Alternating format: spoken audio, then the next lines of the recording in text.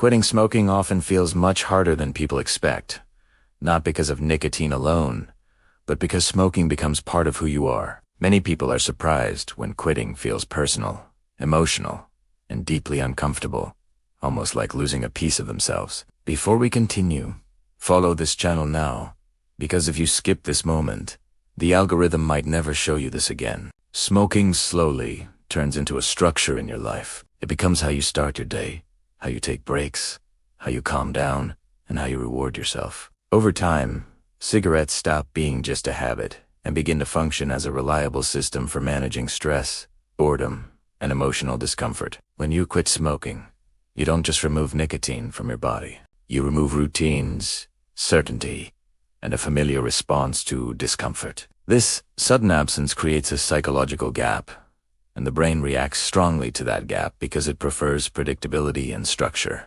This is why many people describe quitting smoking as feeling lost, empty, or disconnected. These feelings do not mean something is wrong with you. They are a normal psychological response to the removal of a long-standing coping system. The brain does not only crave nicotine, it craves the predictability that smoking provided. When that predictability disappears, the brain signals discomfort, restlessness, and anxiety in an attempt to restore what feels familiar. This is also why willpower alone is often not enough.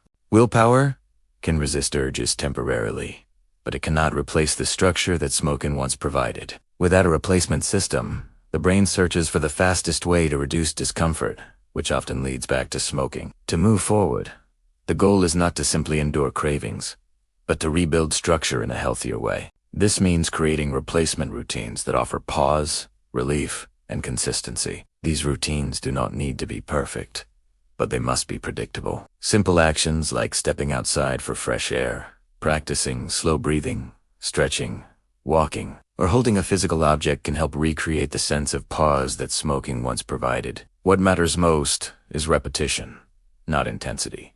It is also important to expect emotional discomfort during this process. When smoking disappears, thoughts and emotions may feel louder and more intense. This does not mean quitting is failing. It means your brain is adapting to a new way of coping. Instead of asking what is wrong with you, it helps to ask what your brain is trying to replace. Often the answer is comfort, control, or relief from mental overload. Meeting that need directly reduces the urge to return to smoking. Quitting smoking is not about losing a part of yourself. It is about letting go of a coping system that once served a purpose but is no longer needed. The discomfort you feel is not loss. It is adjustment. If this video helped you understand why quitting smoking feels so personal, subscribe to the channel for more psychology-based content. Write in the comments if quitting ever made you feel like you lost a part of yourself.